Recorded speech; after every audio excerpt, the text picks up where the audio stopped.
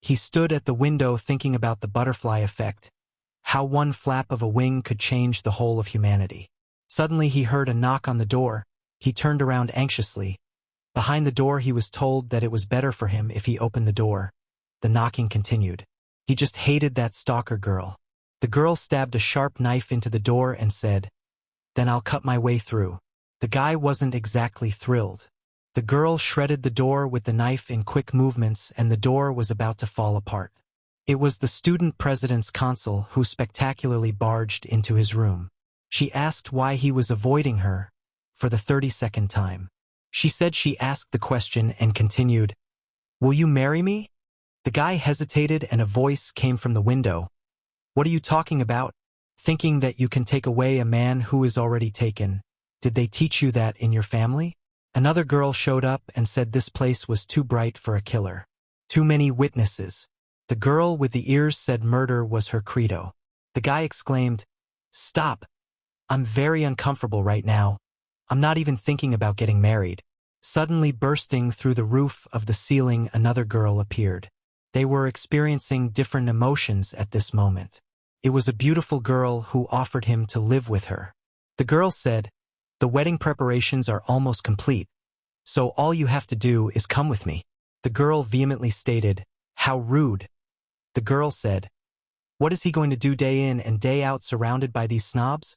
As your fiancé, I can't allow that." Another girl with horns on her broom appeared, and she told all the jealous girls to shut up. She said he was her fiancé. The girls took the whole thing as a competition and all in one voice tried to convince him to marry them. It seems the girls were ready to fight for him. And so begins our love story. The survival game put me in that situation.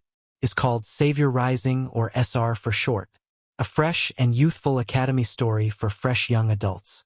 It gives off some weeboo vibes, but the characters are familiar and stable. As usual, I cleared the game and saw the ending. I thought it was fun and felt accomplished. But then I was swept away the next day. Tada! Does that make sense? Hey, it's not like I swore at the game and was targeted by some godlike developer. I wasn't attached to the protagonist either. Anyway, I possessed Daud Campbell. He doesn't have even the slightest bit of power, and is a no-name Viscount's heir. He is a third-rate extra in this world. Farming is the main industry in the Campbell Viscounty. There are also no dungeons, which are found throughout the empire. It was barely mentioned in SR feature film. Therefore, a Viscount's son entering the Imperial Academy was a story flipped the world upside down. Father said, "You're finally leaving us." Dud. "Yes, father, I'm leaving," said the boy. "You're our pride." Father said, "Don't get into trouble. The best thing you can do is not to attract attention," continued the father. The son understood. Daud had all the characteristics of a level F, no special skills or prowess. And his main quest was to enter the academy. Based on the game system, if you don't fulfill the quest, it's game over. Since Elfante Academy, which I will be entering, will fall into chaos due to the violence of the villains, I won't do anything that will endanger my survival. He asked his father not to worry. "I'll do whatever is required of me and I won't attract attention." His father said that's not what he meant. "I will also keep my grades below average." Okay, that's not what I wanted. Won't the protagonist just do everything on her own? Not drawing attention to myself is what a self-made loner should do. My academy life has begun. But from the start, why am I in the same carriage as her? Elnore the bloodthirsty. Elnore the one with a mountain of corpses. So is the final boss of this world. In the scenarios, she and the protagonist keep fighting and her sanity crumbles. The dormant existence of the gray demon devours Elnore's body and turns her into the final boss that no one but the protagonist who has completed her final development can fight. "Do you need a doctor? Your complexion doesn't look good," said Elnore. "No, I'm fine," said the boy. The Tristan dukedom seems to be highly concerned about their image. Me sitting here instead of in first class was a calculated decision made to show that we're approachable as a high-ranking, noble family.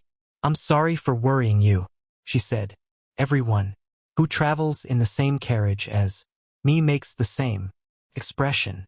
She's different from what I remember."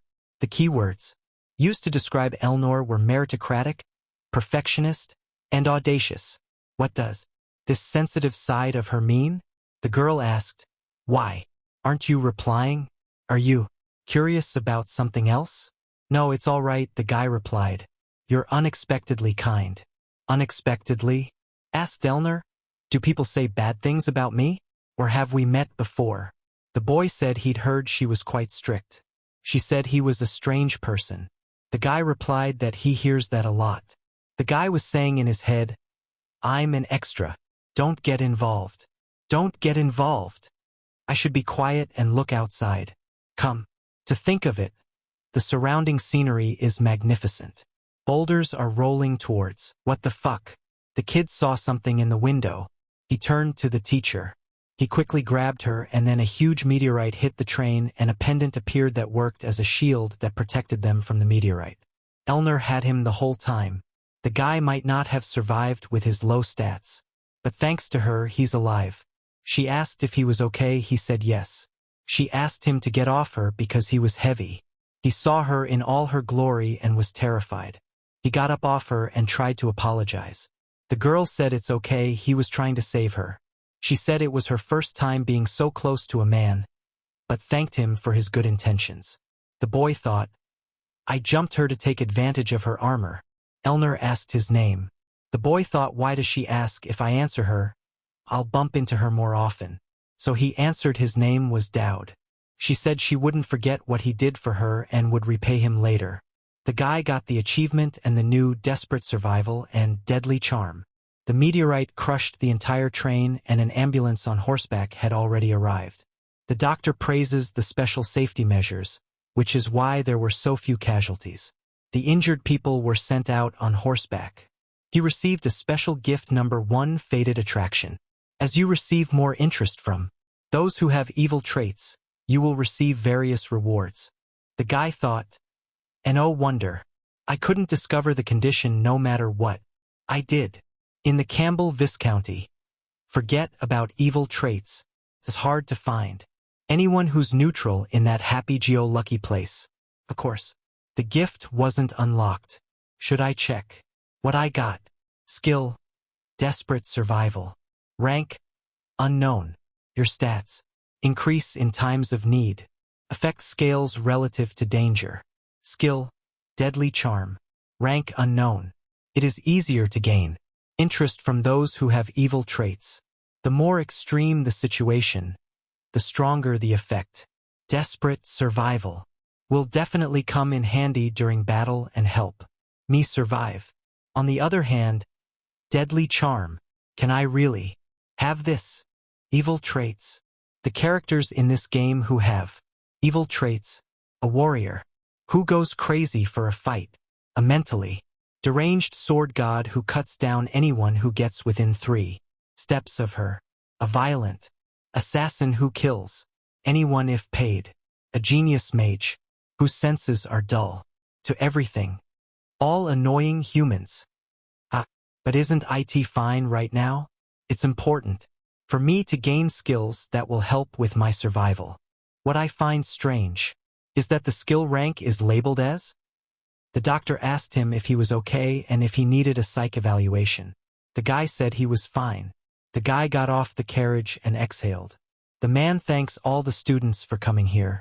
He was addressed with the words, Student, I heard you were riding with the Tristan princess? He replied, Yes.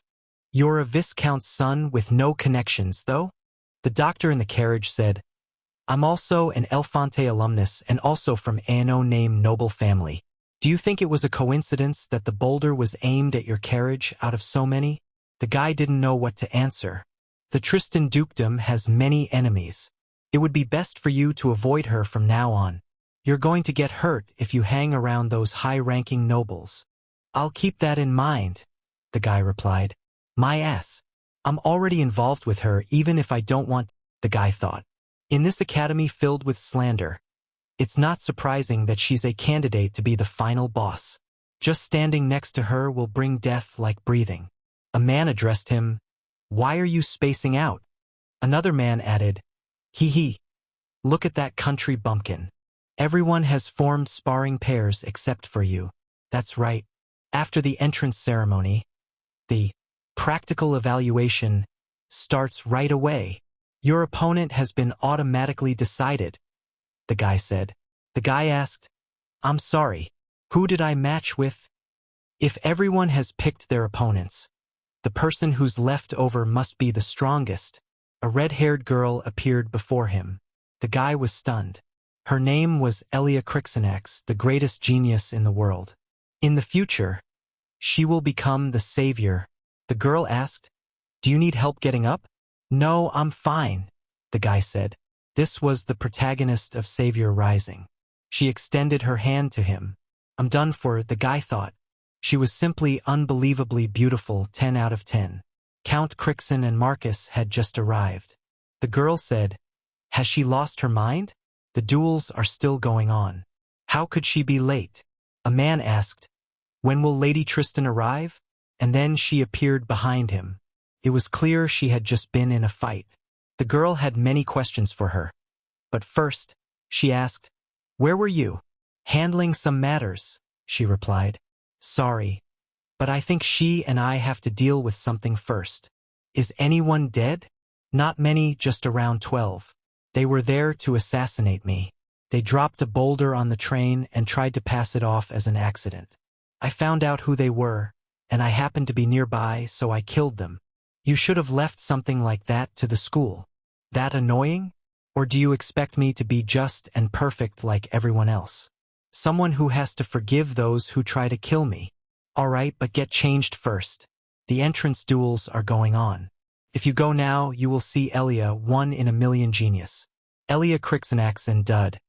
What the hell is this? Daud Campbell? She asked. Yes, him. How do you know him?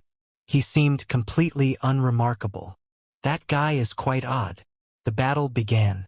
He stood in front of the girl. His hands, along with his sword, were trembling because his skills were extremely low. But his survival skill had activated, which might help him stay alive. The crowd screamed, eager for a spectacle. The girl looked at him and he at her.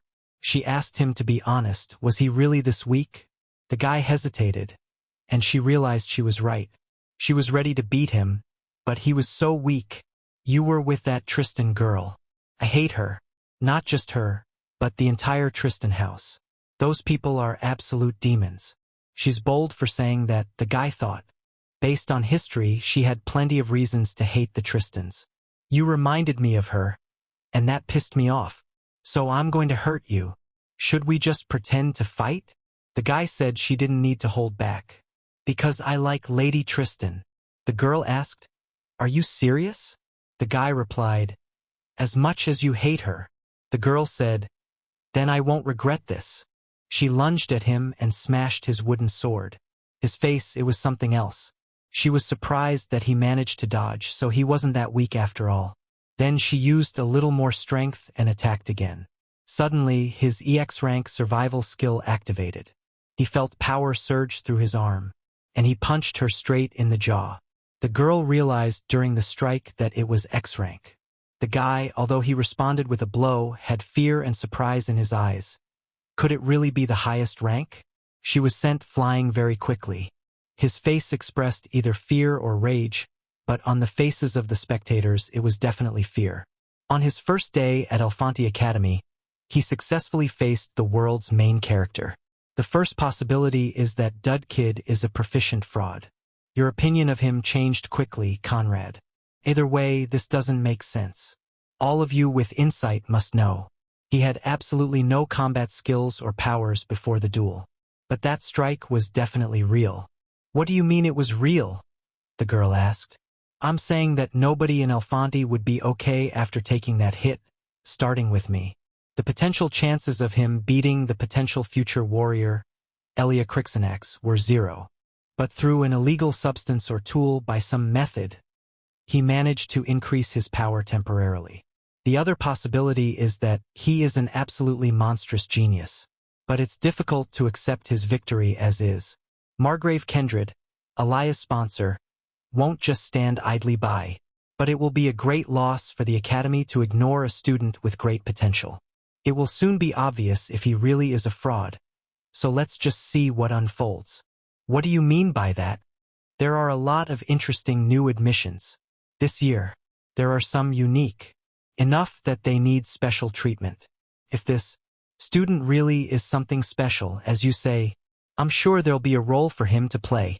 He made it into the news feed with his beautiful face and attracted the attention of the whole world.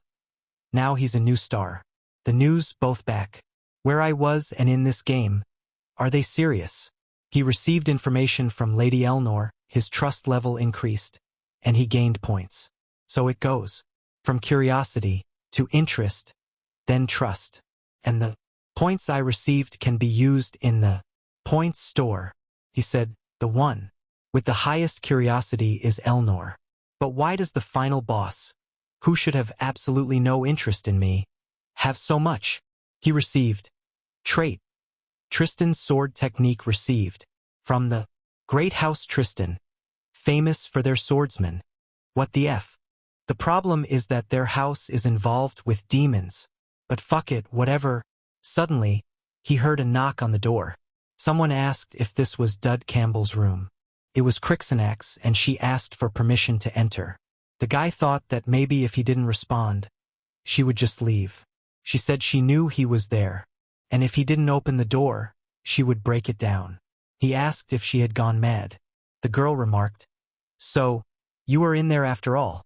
She asked him to open the door because she had something to say. "What could it be?" the guy said. The girl replied that things had turned out this way, so maybe they should get to know each other better. In the corridor, illuminated by the soft glow of the lamps, everything was calm and quiet. Sunlight streamed through the windows, creating a cozy atmosphere. Elia pondered the recent event and thought that Daud had been too strict. She scratched the back of her head, deep in thought. Elia had been caught by the teacher, and she desperately pleaded with Daud to be her friend. Daud observed the situation and noted to himself that something was off about this girl. Elia admitted that she had no experience with friendship with men. She looked thoughtful and perplexed. On the floor lay a sack emitting a faint sound, as if it had been harmed. It looked strange and astonishing. Elia picked up the sack and apologized, realizing her own carelessness. She stood before someone, lost in deep thought. Elnore asked if Elia had been hurt. She looked concerned and serious. As the situation escalated, a voice echoed in Elia's mind, urging her to run. She realized something important. In a panic, Elia recognized the figure before her. It was Tristan. Her heart pounded as she watched the scene unfold. A mighty warrior stood before the raging fire, holding a sword in his hand. A fiery whirlwind rose into the sky, creating a powerful and mesmerizing spectacle. Elia instinctively grabbed her sword, sensing the gravity of the moment. Her emotions were tense, as if something significant was about to happen. Elnore wondered if she could defeat the opponent at her current level of skill. Her gaze reflected both determination and uncertainty. Someone extended a hand, offering an item, making Elnore ponder Daud's connection to the situation. She looked thoughtful and tense. Elia walked away, holding the sack, wondering if the other person had even noticed her. Her thoughts were chaotic. Elia was surprised that someone hadn't reacted to her actions, even though they had clearly seen them. This unsettled her and raised questions. Elnore, upon seeing a familiar face, expressed surprise and concern. Her reaction was immediate, and emotions flickered across her face. Elia asked in astonishment how someone could possibly know where Daud's room was. The thought intrigued her. Elnore demanded the item back, expressing seriousness and persistence. She had no intention of backing down in this situation. While giving directions to Daud's room, Elnore provided guidance that elicited a silent response. It all seemed like part of a larger plan. Elnore admitted that she had been with Daud all this time and questioned the purpose of what was happening. Her voice was filled with confusion and caution. Elia was surprised by the hostility directed at her and asked about friendship among newcomers. She was told that new students were not supposed to interact with the opposite sex. Elnore firmly declared that she had established a new rule forbidding visits to Daud's room. Her words were strict and unwavering. Elia apologized and asked about Elnore's relationship with Daud. She was curious about the nature of their connection. Elnore replied that Daud meant nothing to her but asked Elia to remember her words. She looked confident in her stance. Daud reflected on the seriousness of the situation and his feelings toward Elnore. His eyes showed both anxiety and determination. Elia realized that there was something between Elnore and Daud and decided she needed to keep gathering information. Her curiosity about the situation grew. The class assignment exam at Elfonte Academy was designed to thoroughly analyze all aspects of the students. It was a serious challenge. Students were divided into groups after one-on-one duels. Daud, having defeated a warrior candidate, ended up in the highest-ranking group. Despite this, Daud remained troubled while the others were proud of themselves. His unease stood out among the general mood. Elia, however, became his main concern. Her presence and actions caused Daud both worry and surprise. Daud tried to understand how this had happened. Yesterday he had pushed Elia away, yet now she was in the same group as him. He couldn't help but smirk at the unpredictability of the situation. He started to lose himself in his feelings, noticing that Elia's interest in him had risen once again. Questions about what was happening filled his mind. Recalling recent events, he realized that he had received a snack and a note wishing him luck on the exam. The thought that someone might be watching him began to unsettle him. Daud was informed that it was his turn to perform in the exam. He decided to focus on the trial, hoping everything would go smoothly without unnecessary complications. He recalled that today was supposed to be an important moment related to Elnore and wondered how it would affect the exam. His emotions mixed with anticipation. Elnore introduced herself as the one in charge of the exam, which sent a storm of emotions through Daud. He pondered the coincidence and how it intensified his anxiety. Despite their conversations, Daud knew that if he was truly as talented as people claimed, surprising everyone in the exam wouldn't be difficult. The only question was how he would present himself. Elnore announced that they were heading to the exam area, maintaining confidence in her actions. She intended to address important matters as they approached the trial. Meanwhile, the surrounding students noticed the immense effort put into planning the exam. One of them, Luca, tried to express admiration, but another asked him not to break the silence. A group of students, including Elia and Daud, entered a mysterious place, captivated by its atmosphere. But soon, the lights went out, and everyone gasped in surprise. Elia asked Elnore if this was part of the exam, hinting at their agreement to discuss matters after arriving. The situation was tense and unclear. Someone explained that the entrance had been sealed and the electricity had been cut off. This only heightened the students' anxiety. Realizing the situation, Daud declared that this was a trap, not a test. His words had an immediate effect on the others, causing fear and confusion. Some students tried to reassure the group, emphasizing that help was already on the way. Despite this, their concern remained. Daud remembered that this moment coincided with their first meeting. He wondered how significant today's events would be for what was to come. He noticed that only key figures were present, which unsettled him even more. Daud realized that the situation was becoming increasingly complex. In the reception area, they found themselves in a massive central hall. Daud considered it the safest place for their group. Other students agreed that it would be easier to defend themselves from attacks in the large hall. They recognized that navigating the narrow corridors would be much more difficult. They began to sense that they were not alone, and the tension grew. With each step, more and more questions indicated that the situation might be far more serious than they had thought. He thought that he simply needed to stay in the shadows until the event was over. Daud believed that the target of the assassination was Elnore, so he should remain unnoticed. However, he decided not to reveal his plans, trying to keep everything to himself. Daud felt that this was important and promised to explain everything later. Elnore confirmed that it was indeed important, without giving much significance to her words. No other life was more important than his own. Stepping into the illuminated space, he realized that his actions had earned the trust of those around him. Perhaps his victory over Elia had given him hope for recognition. With relief, He noted that his plan had worked when he found himself out of danger. He took a deep breath, assessing the situation. Walking through the dark corridor, he decided that he had time to think. He had the opportunity to relax and wait for further developments. Daud noticed a figure speaking up and asked about their intentions. His attention was entirely focused on what was happening. A character with a confident smile stated their task of dealing with the electrical issues and asked for help from those around them. In the next frame, a menacing figure with red eyes appeared, realizing its vulnerability in the darkness and sensing that danger was approaching. Ellie worried about Daud, wondering if he would be able to handle things on his own if trouble started. The group discussed Daud's plans, believing that he had a strategy despite the looming threat. At that moment, it became known that the reconnaissance team had been eliminated by a mysterious woman, further intensifying the atmosphere of instability. The villain, confident in his abilities, observed the others, feeling his superiority and preparing to use the situation to his advantage. He noticed that his opponent was a newcomer and planned to take advantage of this to eliminate him. In the final scene, the villain prepared to attack, declaring that the time for retribution was near and that he was pleased with his plan. Daud greets Hasmed with relief, expressing gratitude for his presence and noting that he is exactly the person he was expecting.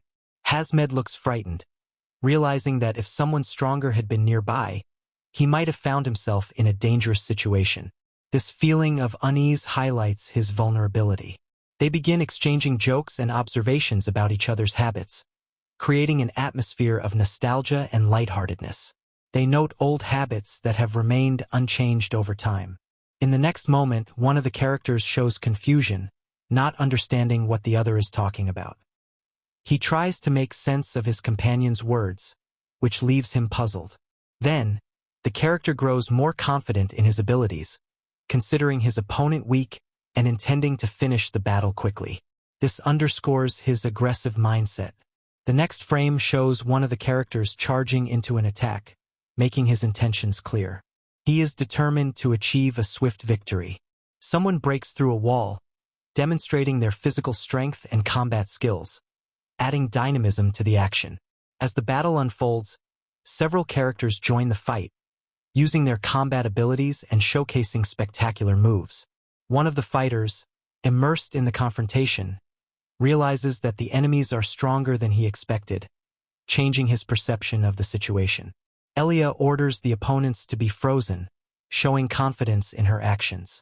She also asks about Elnore's whereabouts, emphasizing the importance of this character to her. Elnore attacks with powerful energy, her movements filled with confidence and struggle. She demonstrates her strength, landing blows on her opponents. Elnore is shown again, continuing the fight and striking down enemies with her attacks. Her confidence and determination are evident in every move she makes. An enemy appears who, judging by his reaction, finds himself in a dire situation. His face contorts in pain as he falls to the ground, letting out sounds of suffering. Another character, visibly distressed, tries to protest. His rage surfaces as he feels the impact of the events around him. In a scene where only a hand is visible, Elnore reflects on a certain Hasmed of the Crescent. This leads to an intriguing revelation of his intentions. Elnore stands before the captured enemy, threatening him while demanding information about the others. With several characters in the frame, one of them refuses to answer the question about the whereabouts, while Elia and Elnore demonstrate their readiness for action. Regrouping after a brutal struggle, one of the characters lies on the ground, suffering from an affliction caused by the recent events. He lets out a strained and furious sound, revealing his helplessness. Elnore stands, focusing on a certain assassin, confirming his presence. She appears confident, yet an air of unease lingers. The man beneath her foot responds that this person indeed came with them, his voice filled with fear and anxiety. Elia, looking at Elnore, questions her motives and what could have driven her to take such risky actions. Doubt and concern can be heard in her voice. Elnore reveals that Hasmed of the Crescent is an assassin capable of assuming the appearance of others by killing them. She asks who would be the easiest target for him in this building. Elia slowly realizes that there is someone worth mentioning and begins to grasp the gravity of the situation. Worry is evident in her eyes. She states that, according to her knowledge, there is a person who could become the target, yet she struggles to articulate her thoughts clearly. Elnore asks for clarification on their relationship with this target, to which she receives a detached response that their connection is nothing more than insignificant. Amid the tense events, it is asserted that the speaker is a professional assassin, emphasizing the scale of what is unfolding. Among the remaining characters, a discussion takes place about Daud using himself as bait to lure the strongest enemy, leaving many puzzled about his motives. The final mention is of a mysterious weapon that, according to legend, is meant to serve as protection. However, questions arise about how this weapon ended up in such an unusual place, adding even more mystery to the situation. The assassin, in a poised position, realizes that he himself is also a weapon. This thought underscores the danger and the essence of his existence within this conflict. Meanwhile, one of the characters, recognizing his own vulnerability, questions the motives of his enemies. He feels uncertainty and confusion. The situation escalates into a battle where one of the fighters unexpectedly attacks the opponent, displaying confidence and mastery. In the next moment, it becomes clear that the opponent is losing their advantage under the pressure of the attacker's strikes. Everything unfolds rapidly, with a powerful impact and the use of special techniques. Successfully completing the attack, the fighter feels relieved, realizing they have mastered a new combat technique, which boosts their confidence. However, the enemy is bewildered, realizing that their opponent is not as simple as they initially thought, coming to terms with their mistakes. Soon, a conversation begins between the two opponents. One of them realizes they have been used as a pawn in a greater plan and starts to take an interest in their rival's identity. The other character explains that they lured the enemy into a trap by using the mechanics of the game. This strategy was the key to executing their plan successfully. They share a moment of surprise, revealing that they do not intend to kill their opponent, but instead offer a warning about a potential threat. The conversation continues, and one of the characters discloses crucial information regarding a much greater evil that could be unleashed if certain actions are not taken. This creates an urgent need to act in order to prevent possible catastrophes. The assassin, smiling, questions the likelihood of his return, hinting at the possibility of meeting again. His words carry both a challenge and confidence. The young man, faced with the threat, responds by offering to face him again, emphasizing that next time he will be protecting Elnore. This highlights his determination. His opponent grows curious about how important Elnore is to him, adding to the tension. The response subtly implies that she holds great significance. A certain spell activates in Elnore, enhancing her charm and influence. From afar, Elnore herself appears. She draws attention with her enchanting yet dangerous presence. She has heard everything that was said. The majestic academy building is illuminated by sunlight, creating an atmosphere of warmth and tranquility. The girl feels extreme dissatisfaction due to the chaos reigning in the room, pointing out the mess. He has a lot of work and doesn't understand why there is an urgent need to find an event organizer. The academy is facing internal turmoil, and there are suspicions of a spy linked to the assassination attempt. It is discussed that efforts against Elnore are becoming more persistent due to the second assassination attempt. It is implied that serious forces are behind this incident and are prepared for further actions. After the assassination attempt, a large-scale operation was conducted, but all suspects were detained without casualties. The issue of Daud Campbell is brought up. He has no records of any rewards, which raises confusion. It seems he is deliberately trying to stay out of the academic team's sight. Elnore contemplates the consequences, and her frustration grows due to the constant questioning. The character's emotions are revealed, showing her conflicting feelings and deep involvement in the events. The characters discuss their suspicions about Daud and joke about his influence on their fates. The discussion touches on how Daud's presence might affect others' reactions. Elnore remains silent, creating tension in the conversation. A character is puzzled by their sudden interest in a particular person. Elnore tries to distance herself from misunderstandings, showing frustration at the hints of romantic feelings. The possible consequences of someone discovering her feelings for Daud are discussed. Elnore insists that she is not interested in Daud, which sparks dissatisfaction. The conversation shifts to suspicions related to Daud's behavior. The characters decide to keep a closer watch on Daud, opening new questions about his true intentions. Chuckling to himself, Daud realizes that advertising really works. Sounds like an ad, but the effect is real. With energy, he starts inspecting the old warehouse, kicking up dust from a pile of boxes. Finally, with excitement, he notices something important.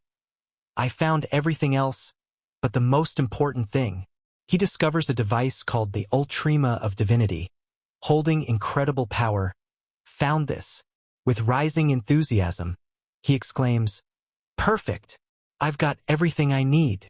Suddenly, he stops, feeling uncertain. Looking down, he notices something strange, his expression turning slightly uneasy. What is that? With horror, he realizes that something unusual is watching him from behind the object. What? In shock, he sees the collapsing boxes begin to fall, one piece hitting its mark. He shouts upon seeing something important in his hands. Yuria! He understands that things are spiraling out of control as he tries to avoid the falling debris. I knew things were going too well. His thoughts race ahead, recalling that Yuria is the boss of Chapter 2, known as the Goddess of the Cursed Sword. She opens her eyes at the moment of awakening, her expression remaining eerily calm. Daud suddenly realizes that the object he picked up belongs to Yuria, and a sense of unease creeps over him. So, this is where she usually, as tension reaches its peak, his instincts activate, and he senses that danger is approaching. A dangerous situation is unfolding. He straightens his shoulders, preparing for action as the threat becomes life-threatening. Suddenly, objects fall around them, and he throws a serious glance at the situation, bracing himself for what's to come. Yuria attacks him with full force. Yuria attacks with determination, recalling how it was just a duel with Elia. Back then, it was just a duel with Elia. Daud takes a hit, his face showing both resolve and pain. This is unbelievable. He focuses, preparing for a counterattack, but tension is evident on his face. He realizes the stakes are much higher now, but this time, Yuria understands that the situation is critical. This is life or death. A title screen appears, marking her status as an important character. Daud hurriedly explains, "This is a misunderstanding. I wasn't planning on doing anything while she was asleep." His body aches from the blows, but he gathers his strength. Yuria lets out a cry as she charges, rushing past Daud. "Please!" She draws a chain while Daud tries to dodge the attack. With a cold stare, she hurls the chain toward Daud, his face tensed. She moves with full force, using all her combat skills, while Daud struggles to evade. Thanks to his agility, Daud spots a simple way to avoid further hits. Luckily, I know exactly what to do to stop getting hit. As the chain whistles through the air, he lunges forward, realizing he must take a decisive step. Noticing the minimal distance between them, Daud braces himself. Yuria halts, asking tensely, "Why? So you can cut me down?" Daud sharply replies, realizing they are trapped. "Yes." Yuria completes her thought, realizing there's no way to avoid this confrontation. For a brief moment, she hesitates, surprised by what's happening. Daud, realizing they are inside Yuria's personal domain, starts to panic. Wait a minute, this is her private space. Trying to defuse the situation, he awkwardly offers her an energy-replenishing snack. Want a biscuit? Yuria looks at him suspiciously, embarrassed by the offer. Are you seriously trying to bribe me with food?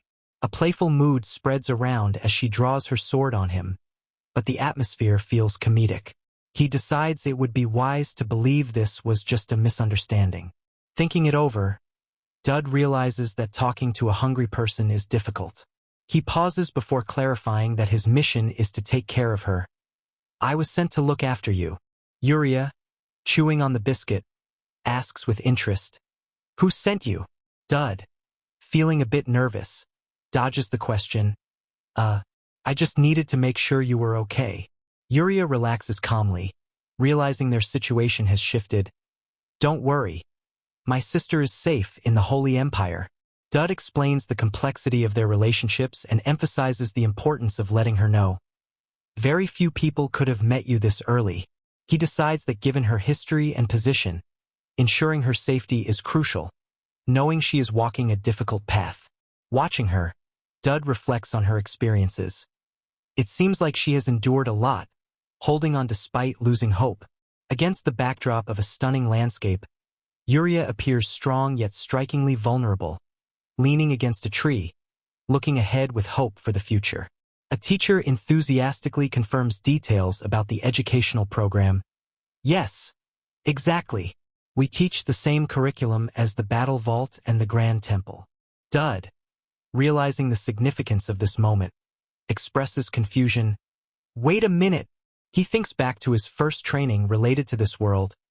This is an orientation event where we receive more information about the world. Soon, it becomes clear that difficult situations arise here. But I can't miss this. All my efforts would be wasted. Another student draws attention to the legendary Void Zone. Yeah, this is the famous Void Zone, right? The administration clarifies that it is a restricted area. Yes, but it's a forbidden zone, so you will be punished if you enter. Daud realizes the risk and significance of this place. The Void Zone. The program continues discussing important alliances and regional connections. The Holy Empire, the Tribal Association, and the Empire formed the Golden Triangle. The work of students contributes to their further education and safety. This includes Atlanta and other academies. Daud, confidently straightening his shoulders, affirms his plans for the day. Great! Now the plan is leave, have lunch, and come back. But I'm going to do something else.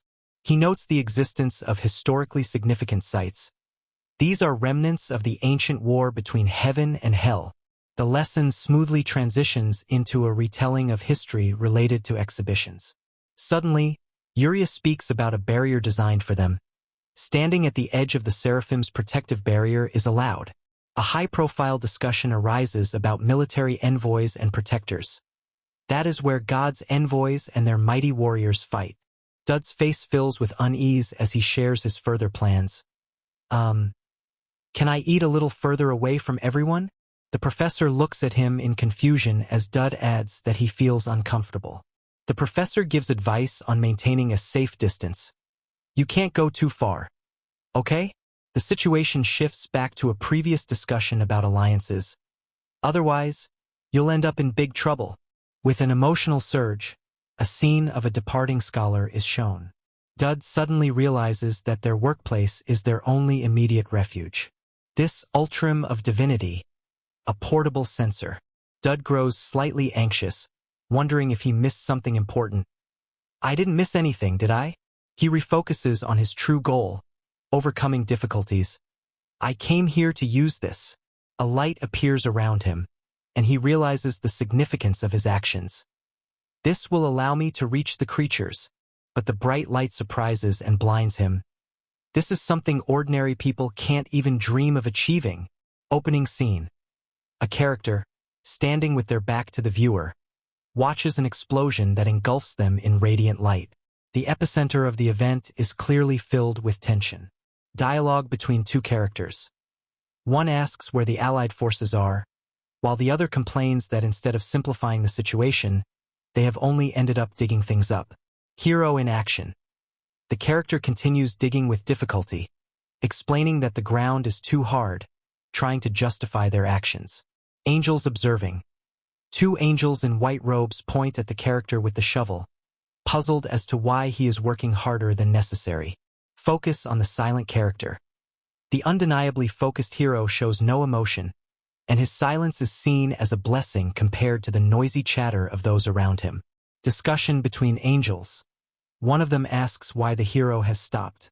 The other, seemingly confused, searches for an answer. Unexpected discovery. Suddenly, a frog emerges from the ground, dramatically disrupting the scene, and the first character panics, calling out to those around him. Embarrassed reaction. Hands holding shovels are shown at the moment the hero points at the frog, but the panic only intensifies. Sounds of music. The scene shifts to a receiver with speakers, setting a light-hearted mood. Arrival of a vehicle. At the end, a truck appears with a character enthusiastically calling others for help. The cliché of sacred bricks adds a comedic element to the adventure. Another unexpected discovery. The hero is shocked by the enormous amount of material that has appeared, letting out a piercing sound. Discussion over food. One of the angels wonders why the other is eating cloud crackers and asks who he is, receiving a sarcastic response. Construction scene. An angel points to another hero, urging him to hurry as his comrades are working diligently. Reaction of the recruit. A nervous soldier panics as he approaches the angel, ashamed of his lack of efficiency. Question about supplies. Another character asks the captain about the food delivery, only to receive the response that the truck has broken down. The character complains about the damage to a block, clearly expressing confusion. Speaking about entities, the hero concludes that angels resemble a military structure. The hierarchy of celestial beings and their strict discipline is shown, hinting at military-like order. The character explains that interacting with angels is only possible after completing certain stages of the mission. The final scene emphasizes that the hero understands the simple desires of angels, setting the tone for future events. The hero, smiling happily, expresses gratitude for the food and eagerly prepares to feast, surrounded by boxes of dishes. Observing the eaters, other characters watch him, discussing what he brought and noting how appetizingly he eats. An angel, displeased, comments that another hero has no conditions for descent, demanding that the work be sped up. The hero urges the angels to eat before continuing their work, concerned for their well-being. Food is shown becoming part of a ritual, with a magical effect as it vanishes into the air. One of the angels is delighted by the newly appeared treat, clearly enjoying the moment. The character expresses gratitude for the variety of dishes, including steak, envying the one who organized this feast. The main hero realizes that his portion, coming from another reality, exceeds the usual amount, ensuring plenty for everyone. One of the angels, with a carefree request, extends a hand, hinting at a desire to receive a portion of food. The scene's finale highlights a comedic moment when one of the angels, making his own demands, tries to get a treat, creating a lighthearted and friendly atmosphere. The hero offers to hand over a terrorit, implying that he expects something in return. The angel is shocked by the attempt to receive something without the traditional negotiation process. The main hero wonders if there was originally a simpler way to earn trust. A character, feeling like a nobody, questions why they are receiving so much attention. The second character points out the underdeveloped skills of the main hero, creating intrigue. The hero begins to understand what the gift refers to, contemplating their ability, which is tied to kindness. They plan to explore all available strategies after obtaining the terrorit, emphasizing the seriousness of their determination. The hero feels they will not be defenseless, remaining confident in their actions. An angel observes the hero's resourcefulness, highlighting that they do not act like an ordinary person in a difficult situation. The appearance of a mysterious figure hints at hidden power, suggesting that the waiting hero will gain much more than expected. The hero realizes there is nothing left to worry about, as a sense of relief and confidence washes over them. The angel announces that the blessing is complete, to which the hero responds with gratitude. The hero questions the meaning of the phrase, cruel yet friendly, leaving a thoughtful expression on their face. The angel encourages the hero, pointing out their potential without any doubt in their significance. The hero reflects on their motives, emphasizing that they are working solely for their survival, but taking the angel's warning into account. Strategic thinking. They realize that their survival is directly linked to improving their skills and stats. It is important not just to survive, but to develop abilities, seeing evolution as the key to success. They understand that the angel's blessings can be extremely useful and intend to use them for their growth. An image of a dove appears, hinting at luck for their early achievements and future opportunities. The main hero prepares to use their new abilities, creating a sense of anticipation and excitement for upcoming adventures. The hero realizes that using mana seems like an unattainable goal due to their lack of the necessary skills. They decide to rely on temporary measures if mana cannot be used, emphasizing that this is the reason for their presence in this place. One of the characters comments on the hero's carefree behavior, hinting at their lack of attention to detail, confidence in their abilities. In response, the hero asserts that they were paying close attention, bringing the conversation back on track. Another character asks about the hero's partner, implying the necessity of teamwork. Confidently recalling their partner, the hero smiles, noting that she will appear soon. The conversation partner mockingly asks about the hero's popularity, highlighting their uncertain social connections. A character dressed as a mascot jokes, creating a light-hearted atmosphere and promising that many people will gather here soon. The focus shifts to the hero, who confidently speaks about their partner's significance, emphasizing their special role in the story. A smile and greeting from the pair stepping forward create an intriguing dynamic, preparing the audience for further developments. She mentions an old angel, as if hinting at the importance of advice, and addresses the hero by name. The hero asks their friend to repeat what they were discussing earlier, emphasizing their intention to continue getting to know them better. She appears slightly confused, clearly contemplating her next actions in this difficult situation. With a smile, the character extends a hand toward her, demonstrating friendliness and a willingness to help. Highlighting her own achievements, the girl admires his approach, subtly referencing his past failures but ultimately appreciating his intellect. The character's inner thoughts emerge as she questions his strategy of provoking jealousy, doubting his true motivations. She laughs and smiles, but her inner thoughts reveal that she is slightly shocked by the hero's strange actions. There is an ironic duality in the moment when the girl realizes how absurd this behavior might be. Confidence appears on the horizon as the hero clearly focuses on moving forward.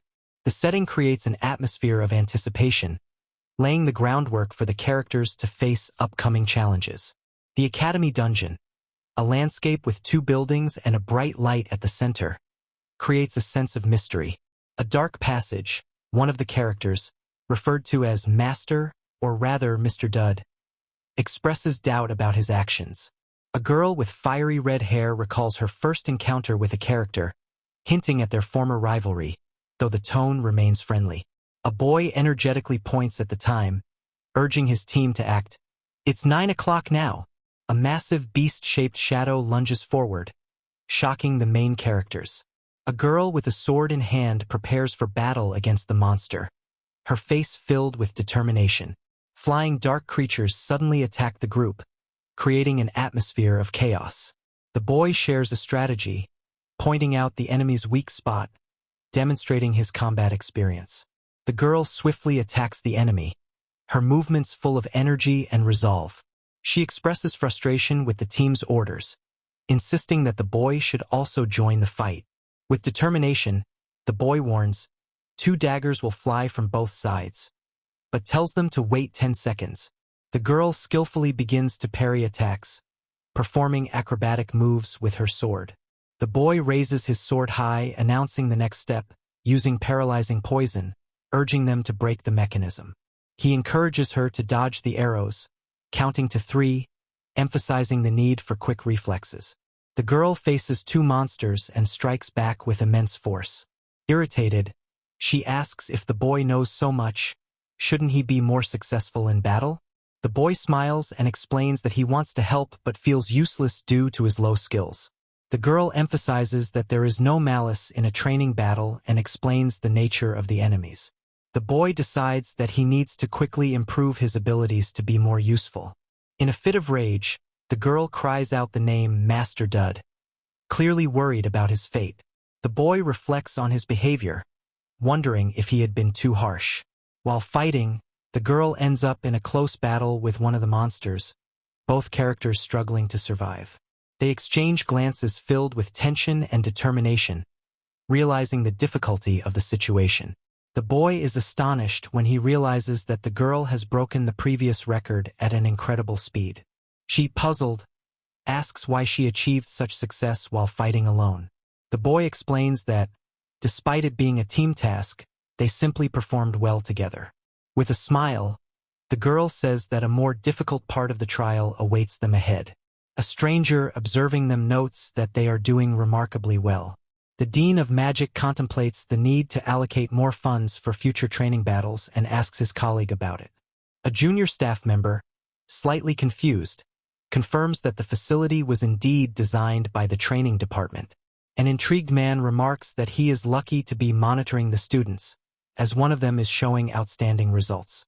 Another character, perplexed, asks if he is referring to the girl, but the first one replies, "No, him, Daud Campbell." He questions whether the boy is merely an opportunist, borrowing fame from a stronger candidate. The sorceress in a black robe responds that from the perspective of a warrior candidate, there would be no records if not for Daud's help. As expected, those observing their battle see that the girl is more active, but in reality, the boy is the key to their success. It is emphasized how Daud perfectly coordinates his actions and gives commands, demonstrating impeccable intuition. An observer notes that everything the boy does seems meticulously calculated, as if he has fought 1,000 battles. The sorceress offers a different perspective and suggests betting on their success. Conrad Valtador tests the microphone, preparing for the next phase of the trials. A new character appears, introducing himself as Conrad Valtador from the Chivalry Department, sharing his interest in the boy and the girl. The man announces that he and the dean have decided to place a bet on whether they can break the record set by previous classes. The mage in the black robe states that if they succeed, she will grant the right to make any request to Percy. Another character, surprised, asks why he would want that. The man reassures him, saying that if it becomes too difficult, he won't insist, especially considering the record they have already achieved. The boy smiles and says that, of course, they can handle it. The girl, filled with confidence, calls out her mentor's name, showing slight confusion. Observers admire the boy's success and take note of his confidence. The man decides to place a bet on their victory, wishing them good luck. The scene shifts to a greenhouse, where someone inquires about what is happening. A girl with glasses asks another character why he is there and offers him some water. She notices that he struggles to recall something important, and they discuss the lessons her mother taught her in childhood. She tries to remember again, reviewing her old skills and movements. The details revealing the dark rumors about her blood mention that a demon resides within the Tristan lineage. There are two aspects to this rumor. One side relates to their incredible nature, while the other concerns periodic fits of madness. The boy anxiously asks her if she is overstepping her limits and whether this concerns her condition. The long-haired girl drinks from a flask, noting that despite her family's achievements, their recent years have been difficult.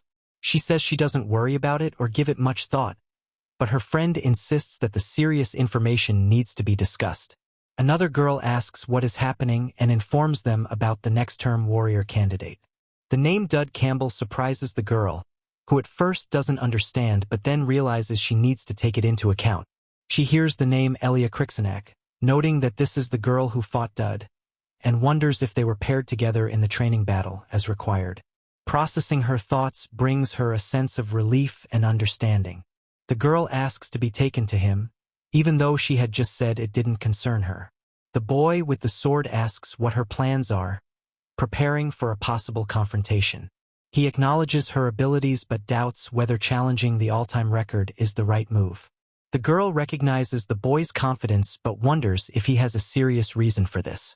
The boy thinks about how it's easier to target the weak spots of artificial monsters due to the predictability of their movements, but he cannot reveal this. The girl, feeling uneasy, tries to understand why he is so persistent. Conrad, accepting the challenge, assures them that he is ready and fearlessly prepares for the next trial. The dean conveys the information that the difficulty level can be adjusted. To this, the mage responds that they should set it to the maximum difficulty, despite the risks, expressing concern about the decision. The boy suggests that they should give it a try, and his confidence inspires the characters. The girl feels tense, but the boy urges her not to worry, assuring her that it's already a done deal. The mage in the black robe, Conrad, says he can't believe what's happening, pointing out their past experiences with first-year students. The boy, preparing for battle, reminds them that things are truly dangerous now. This is no longer just a training exercise. Nevertheless, he remains full of confidence and says that even if things get too dangerous, they must not panic. Terrifying monsters enter the room, marking the beginning of a real battle. As the approaching threat looms, fear grips the boys and girls, but they refuse to back down, preparing for the fight. The system warns that danger has been detected and classifies the threat level as life-threatening. They unite, filled with determination to withstand the onslaught, preparing to fight despite everything. The boy launches a decisive attack against a massive monster, displaying his confidence and honor. At that moment, Conrad, filled with excitement, notes his resilience, confirming his expectations. The girl with the sword actively joins the battle, declaring her support for Daud with unwavering determination. But soon, fear takes hold of her as she realizes how serious the situation is. Meanwhile, outside the battle, the mages closely observe the unfolding events, noting that while each of them can grow in their craft, the monsters are also becoming stronger. A mage warns that this means the threat level will increase in parallel with their growth. Conrad decides that they must be prepared for this and use their skills to overcome the rising challenges. The boy and the girl, fighting side by side, deliver powerful strikes against their enemies, demonstrating their synchronization and teamwork. The girl with the sword shouted, "Now, Daud!" and prepared for the decisive strike. The boy uses the Tristan sword technique, rushing toward the massive monster, preparing to deliver a crushing blow. Glowing effects highlight his attack, creating a sense of dynamism and emotional tension. The consul admires their displayed strength, noting that they have managed to set a new record. The boy, continuing the fight, responds to constant threats, pushing his strength to the limit. Meanwhile, those around them can hardly believe their eyes, realizing that Daud and Elia have effectively formed a team capable of more than anyone expected. The boys and girls exchange glances, affirming their efforts and bravery in battle. The monsters grow even more aggressive, and Conrad urges everyone to be prepared for surprises. Success brings excitement, and happiness and relief appear on the characters' faces. Exhausted but triumphant, the boy thanks his partner, while the mages discuss their victory, predicting a great future for them.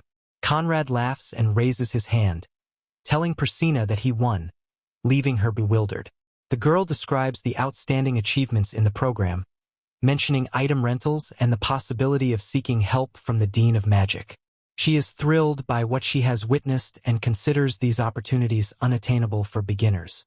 The boy notices her calmness and points out that it's just his style, but the girl is surprised by his serenity. She expresses her opinion that Daud always acts as if he foresees the situation, emphasizing his confidence. Exchanging glances, they begin discussing their dynamic actions, and then the boy bumps her fist, which leaves her confused. The boy is puzzled, and the girl asks if this is a normal expression of friendship. He responds that her actions are indeed strange but laughs, finding something endearing about them. The girl cheerfully says she will see him the next day and leaves in high spirits. The boy, slightly confused, reflects on her peculiarities, agreeing that she is an interesting person. A girl with long silver hair, dressed in the student council president's uniform, catches the attention of both the boy and the girl. She appears determined and authoritative, and the reaction to her arrival makes it clear that the characters are shocked by her presence.